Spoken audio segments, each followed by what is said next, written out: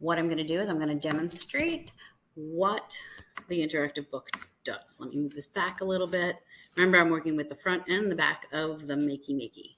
So I have my magic wand. Part-Time Dog by Jane Thayer and pictures by Seymour Fleischman. Page 1. A little brown dog with a wagging tail wandered so far away from home that he didn't know where home was. One day he appeared at school. "Hello, Brownie," the children said, patting his head. Okay, then very carefully, I'm going to turn my page. Let me show you something real quick before I show you the next page.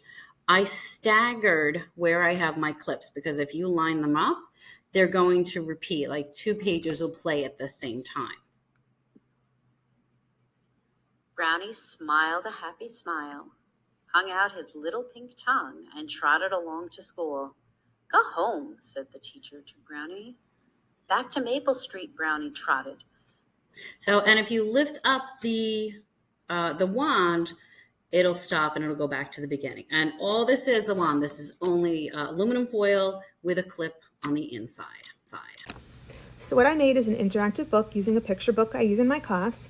And what I used is the Makey Makey, and I coated on scratch, and I added some conductive tape at the bottom. My end goal is for the students to all create their own page with a word on it and record and code themselves inside of Scratch. So here we go.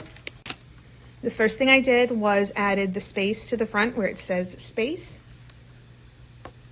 While interacting with this book, you will be using a Makey Makey, alligator clips, and paper fastener. When you come to a page in the book with a paper fastener, attach the alligator clip to the copper tape and press the paper fastener for a surprise. Then I continued by reading some of the pages in the book, just as they were, until I got to a page that I wanted to add some code to. So you'll see I've got the paper tape, and I even put the letter and the arrow. So when students get to this part, they will look, okay, left and up, making sure they have ground.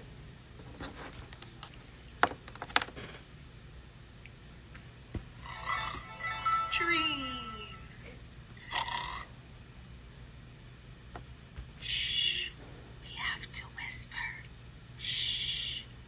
So you'll see on here, you heard the word dream and you heard the word whisper. The last part of my invention is that students will be making their own word and illustration, and then they get to code and record themselves explaining their word. So here's mine. This is Miss Rogers. My favorite word is anachronism. Something that is an anachronism is out of place in time. For example, Abraham Lincoln using a cell phone is an anachronism. And that's my project.